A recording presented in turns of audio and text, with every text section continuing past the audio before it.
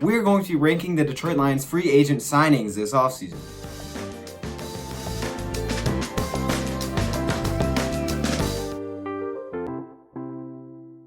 So in the past we did videos where we graded free agents, but I was like, that's kind of lame because if I just grade free agents, I'm going to give everybody a high grade, and that's kind of boring. So in this video, we're going to be looking at the top free agents that they signed, so not every single one. So Andrew Adams will not be on this list. Tom Savage will be on this list. Not just kind of like role players, but I'm talking like our biggest players that are going to have an immediate impact on the Detroit Lions. So I believe I have 7. Yes, I have 7 players on this list, and we're going to be ranking them from best to worst of free agent signings. Now, what comes into the situation? Well, contracts are a very big deal. If your contract is huge and you're not very good, you're not going to be very high on this list. That's just how it's going to work out. So even if you are really good, but you still got a very big contract, that could definitely end up hurting you. But let's get right into this list. We'll start off at number 7. Coming in at number 7, we have Danny Amendola. And Danny Amendola, the wide receiver for the Detroit Lions now, probably going to be that slot wide receiver. Honestly, I like Danny Amendola. I think this was a nice signing. But the problem is, there's just a lot of other good ones. Now, he was a $4.25 million deal on 1 year.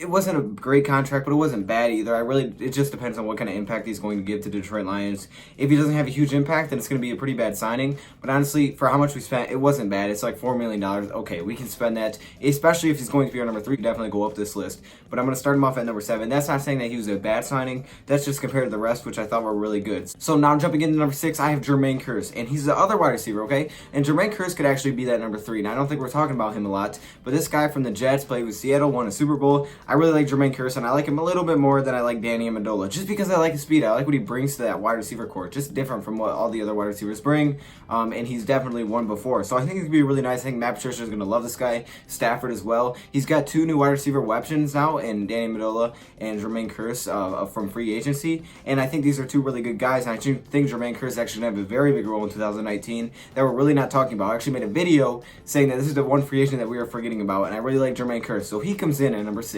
Now, coming in at number 5, I put Jesse James, and it was hard for me to put him this low on the list. Really, again, because we have so many good players, that's why he was so low. And I think a little bit of it was because his impact won't be as big as some of the others. Like, he's going to probably be our number 2 tight end. He's not coming in to be the number 1. Now, he could be the number 1, but since we drafted T.J. Hockenson, I can't give him like a higher ranking. Now, if we didn't draft Hockenson, he was like our go-to guy. He'd be higher because we need this guy to ball. But with that being said, we have T.J. Hockenson. He's going to be in the mix there with guys like Logan Thomas, Isaac Nauta. So he'll probably be our second tight end. He's going to be on the field a lot, though. So he's going to come in at number 5. I really like Jesse James. I have no problems with the signing at all. Problem is, I just see a lot of good players on here that are going to have very big impacts that are not named Jesse James. Brings me to number 4, where I have Justin Coleman. And Justin Coleman's going to have a big impact. Now, you may say, okay, this guy, you've said he doesn't really deserve the contract for $36 million 4 years. Well, maybe not. I mean, honestly, in the past, he hasn't really played that well.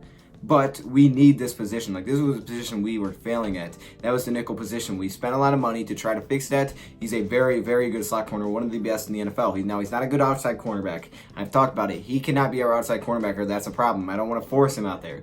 But if he's in the slot, he's going to be shut down. And even though we spent a lot of money for a slot cornerback, you could say, I think it's worth it. Honestly, if it helps you win and you have the money to go do it, why wouldn't you do it? So I really like Justin Coleman. It's really because the fact that our secondary in the past has struggled really bad, because we really haven't had a slot cornerback, and now we finally have that in Justin Coleman. I love this signing. 4 years, $36 million. This guy has been getting better and better each single season. He comes in at number 4. Jumping into the top 3, this is where things get interesting, okay? And all of these players are very, very good.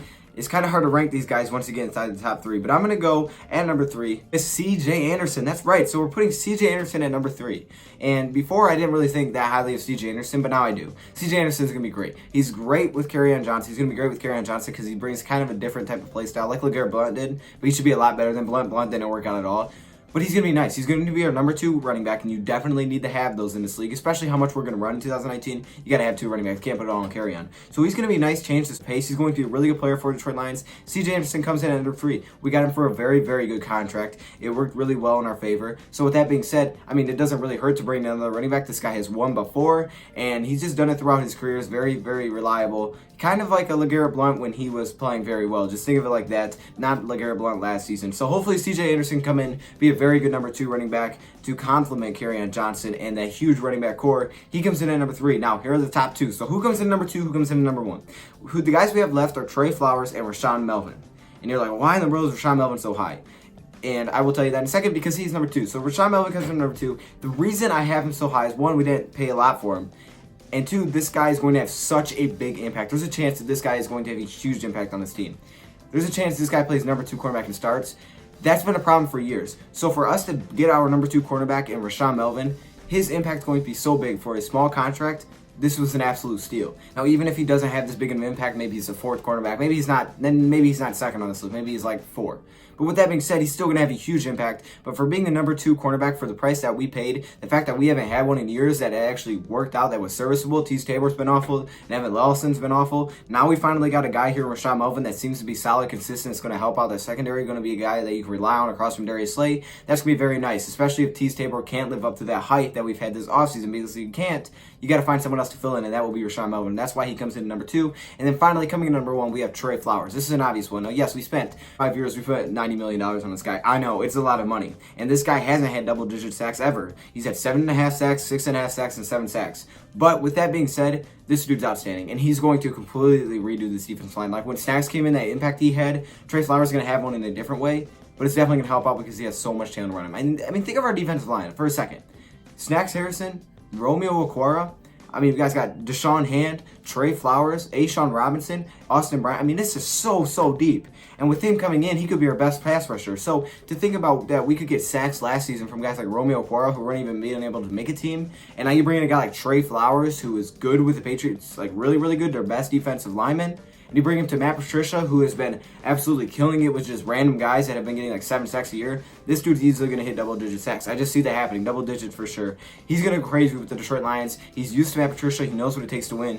It's going to be a very nice signing for the 25-year-old. So he comes in at number 1. No surprises there. And those are my ranked top free agents that the Detroit Lions signed this offseason. Let me hear your thoughts and comments below. Thank you, Prep, for watching, and I'm out.